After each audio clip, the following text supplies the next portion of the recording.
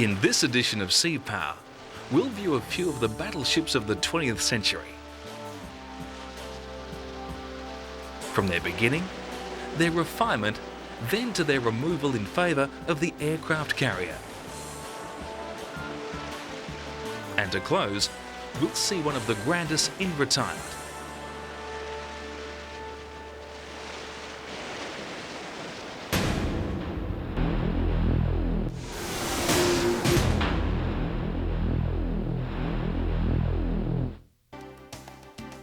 In the early 1900s, the wealth and status of a nation was directly measured by the size of its battleships. These shots of American ironclads show the state of the art at the turn of the century. The term battleship was a new contrivance to describe the largest, most powerful of these capital ships. The famous dreadnought was birthed in 1904. However, by this time, technology had also taken to the air. The Texas, patterned after dreadnought and commissioned in 1914, was the last of the true battleships. For a time, she was considered the most powerful warship afloat because of her 10 14-inch guns in 5 twin turrets. The Texas auspiciously went on to participate in both the First and Second World Wars. In 1914, the Great War saw for the first time huge technological advances in weaponry. One of these advances, the airplane, came to the fore in the war against the early submarines. The dawning of flight required some reappraisal in the uses and threats that these new weapons could pose. At the time, naval stalwarts would not believe that the flimsy fabric and string insects could threaten their battleships, which were built to withstand the fire of other battleships. Battleship construction progressed steadily through the early 1900s. However, in 1922, with construction costs spiralling out of control and threatening to bankrupt countries, the Washington Naval Reduction Treaty was signed to halt the battleship arms race. When the United States signed the treaty, they agreed to halt construction of 13 new battleships and battle cruisers presently under construction. 2 hulls went on to become the largest aircraft carriers in the world, the Lexington and Saratoga. And the rest was scrapped. Aircraft during this time were taken on as a part of the fleet, but only as reconnaissance units. They would be used to find enemy ships and targets, then guide the fleet to within range and allow the big guns to take over, while calling as a spotter the fall of shot. In the years after World War I, military thinking saw the advances that could be made in air warfare. And some far-sighted pundits professed that these new planes would eventually replace the capital ships of nations. By 1920, the battleship was still the authority of naval task forces. Developments had rapidly advanced their weapons and protected coverings with armoured decks and waterline belts protecting them against incoming attacks. If there were to be any threat from the air, the battleship would easily adapt, as it had previously, to these new, as yet unseen dangers. In America in 1921, it was determined to silence the raging debates between the new air arm and the existing naval theorists. A series of tests would be performed to finally qualify the reality of the threat presented by the formative Air Force. Planes would be sent to sink naval shipping from the air. The trial took the form of bombing one ship of each size: a submarine, a destroyer, a cruiser, and finally a battleship. The ships would be attacked successively with bigger and bigger bombs, and inspections would take place after each attack. All armed forces would take turns in the attacks, and the trials would culminate in the big event of the bombing of the battleship Ostfriesland. The war prize Ostfriesland was large at 22,000 tons and was considered to be a significant test of the new theories. As a new ship, it was designed against attack from existing battleships of the day. Tests against Ostfriesland began on July 20, when Navy and Maritime Corps planes dropped 52 bombs on the ship, and ended dramatically the next day when Martin bombers delivered the fatal blow with 11 1,000 and 2,000 pound bombs. Today, the debate rages as to whether the test had any real validity. The targets were all stationary and had no damage control or fire parties. Had they the ability to move and repair damage, the result may have been significantly different. The Ostfriesland itself stayed afloat under sustaining significant damage over a period of a day and a half. Only the final 2,000 pound bomb signalled the end, but even then she took hours to sink.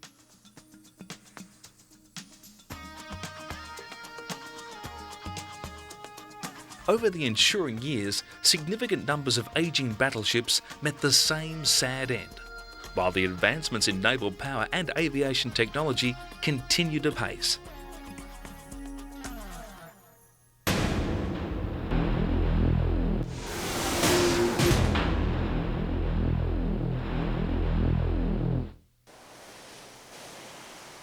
When the Naval Reduction Treaty came to an end in 1936, the United States then began to build what were to become known as the fast battleships.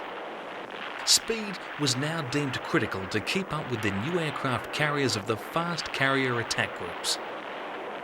The early battleships had a top speed of around 22 knots. However, when other navies produced 24-knot battleships and 30-knot battle cruisers, the newer North Carolina and South Dakota class battleships were made capable of 28 knots.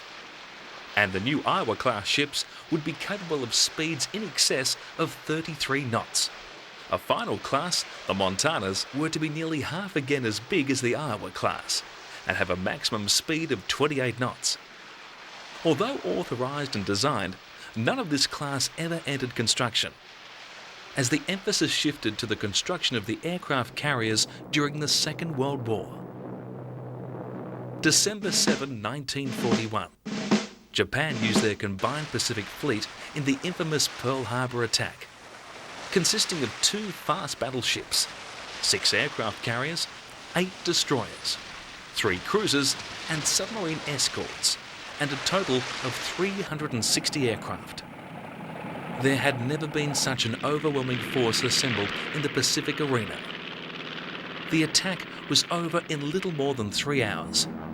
By the end of the day, most of the US Pacific Fleet lay broken and burning. The loss of 5 battleships, Arizona, Oklahoma, California, West Virginia and Nevada, and the damage to the Maryland, Tennessee and Pennsylvania in the raid was a truly devastating blow to the American naval forces in the Pacific. However, the 3 American carriers were not damaged, having been deployed to reinforce advanced bases at Waikiki and Midway. This one fact allowed the remaining forces to hold the Midway-Hawaii front and defend the supply lines to Australia. It would not be until the last great battleship engagement in history, the Battle of Leyte Gulf in October of 1944, that battleships would again play major roles in the Pacific War. 2 Iowa-class battleships, the Iowa and the New Jersey, as well as several old battleships refitted from their damage from the Pearl Harbor attack, would face the Japanese super battleships Yamato and Musashi, and many older ships from the First World War. The fall of the Philippines would be a terrible blow to the Japanese, as it controlled most of the fuel for the fleet. After the Battle of the Philippine Sea, dubbed the Great Marianas Turkey Shoot by American pilots, Japan had only a handful of planes and even fewer pilots to man them. so plans were drawn up for a huge naval attack against the US forces. The result would be an all-or-nothing gamble for the Japanese Navy. Nothing was held back. The Japanese 65,000-ton battleship Yamato was built in 1941 at Kure, Japan. She and her sister Musashi were by far the largest battleships ever built, even exceeding in size and gun caliber of the US Navy's cancelled Montana class. Their 9 18.1-inch main battery guns, which fired 3,200-pound armour-piercing shells, were the largest battleship guns ever to go to sea, and the scale of the two ships' armour protection was also unsurpassed. The Musashi was finally lost on the 24th of October during the Leyte Gulf battles. Her extensive protection ultimately failed her after being subjected to 20 torpedo hits, 17 bomb hits, and the destructive force of the detonation of 16 near misses in the water. At about 7:30 in the evening, 4.5 hours after the last attack, she would finally roll over and sink. The Yamato would use its large guns in Leyte against US escort carriers, but she would never fire on her American equivalents. Halsey's fleet of fast battleships sailed ineffectually between the two major engagements of Leyte, unable to participate due to confusion in the messages sent between the individual fleets. And so an era came to a close. The battleship never again fired guns at an enemy ship. And yet, even as the age of the battleship ended, overrun by the power of the aircraft carrier, only the disengagement of the Japanese forces at the last minute saved the day for the Americans at Leyte. The carriers would now become the king of the fleet, and within a year, the war would be over. The Nagato would be the sole Japanese battleship to survive the war. However, after the conflict, she joined her distant cousins, the American battleships Arkansas, New York, Nevada, and Pennsylvania. The Nagato would be sunk at Bikini Atoll, near the German cruiser Prinz Eugen, during the testing of atomic weapons.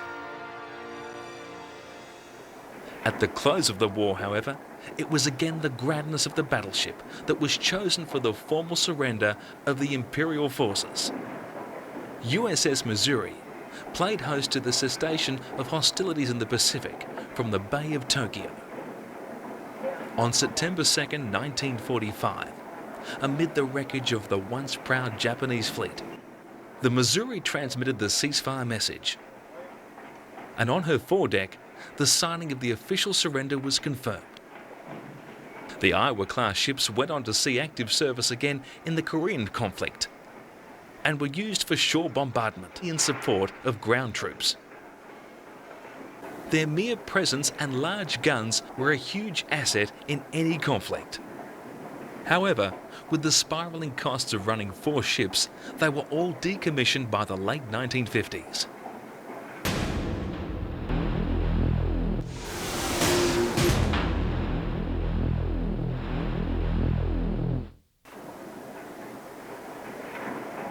Due to calls from the Marines, the New Jersey was reactivated for the Vietnam conflict in 1968, but again mothballed in 1969. During the 1980s, all 4 Iowas were recommissioned and significantly modernised. They were all converted to using light diesel fuel, and communications received enormous upgrades.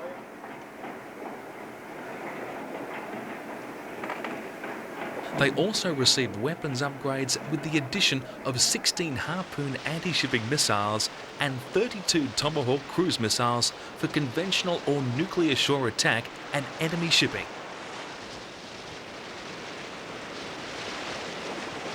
Their large 16-inch guns were maintained, and 6 of their original twin 5-inch guns were also kept.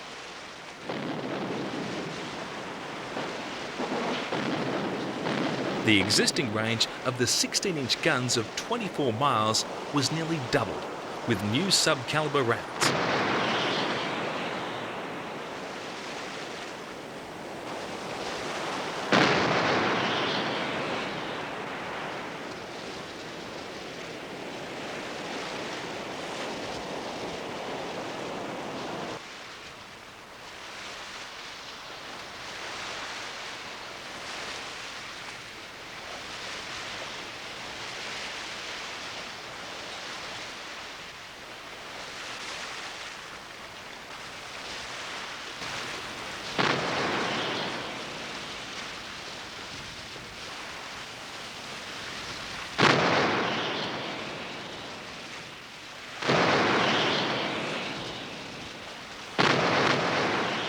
The addition of Harpoon missiles for surface-to-surface combatants extended their effectiveness. With a range in excess of 67 nautical miles and surface skimming the water, the Harpoons greatly extended the operational sphere of the Great Ladies.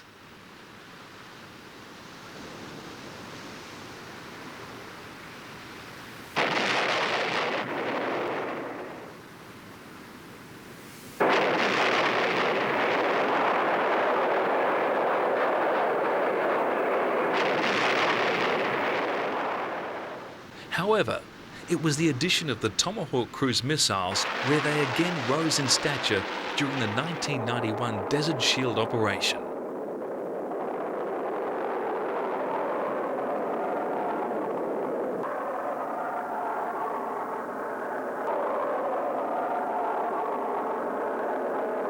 With a range of 1,500 miles, these small pilotless planes are incredibly accurate and capable of delivering conventional warheads or nuclear stores.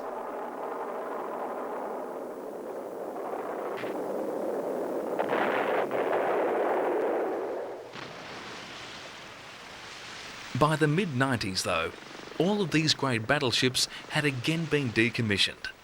2, Iowa and Wisconsin, were in mothballs.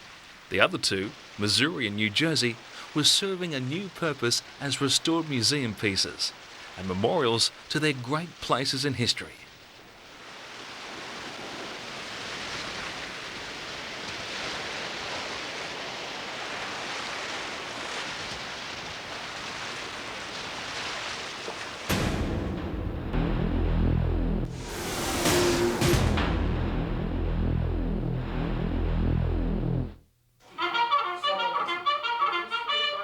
Today, the US Navy is without an active battleship. However, many of the Grand Ladies are still accessible to the public. One of the greatest of all is the Texas. The battleship Texas is the last dreadnought in existence in the world. A veteran of Vera Cruz and both World Wars. Having been designed in the first decade of the 20th century, and having seen action in some of the most intense and critical campaigns of World War II, she is an important piece of our naval and maritime history.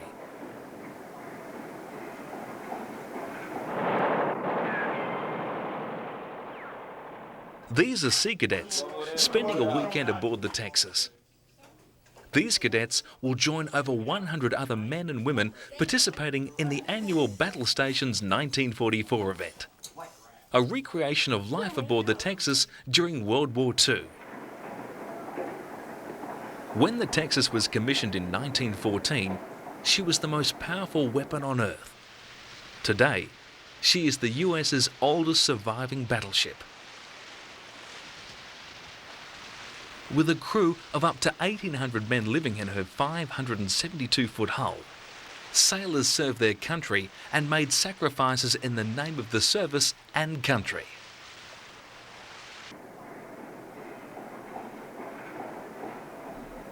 The Sea Cadets live all aspects of life on board, including preparing meals, cleaning, and getting used to the confines of life at sea. To many, it leaves a new understanding of the trials and sacrifices made by the men that crewed the Texas.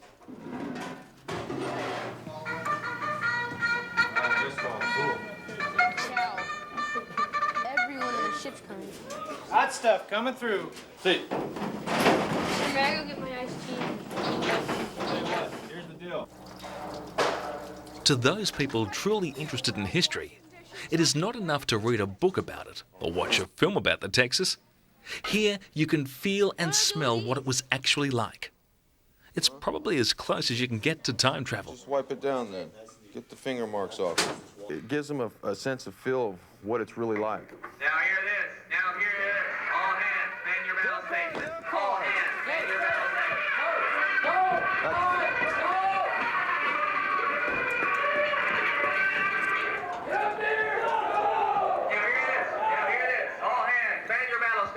Alpha Guard, Bravo Guard, man and ready, sir! Bravo God, man ready, sir! Lookouts, what's going on? A portion of each day is set aside for the Living History program, where the general public can come aboard and explore different aspects of the ship. All stop. The high point for the reenactors is when the public, especially the children, make the realization that the stories are all true, that the history they've been told is real. Oh, look at this, guys. You want to see what it's like to get a Corvette? There's a lot of symbolism associated with the Texas and what she represents. And you're going to be madly calling these numbers out, and there'll be 2 or 3 other guys here doing this. Many of the Sea Cadets did not know what living on board a battleship really entailed before they arrived.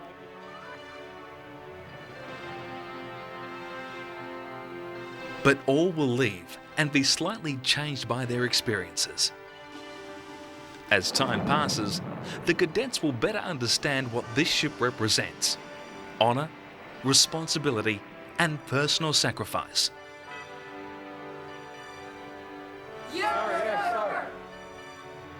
The Battleship Texas is a unique teaching tool. Her battle is far from over, as she has a new generation to serve.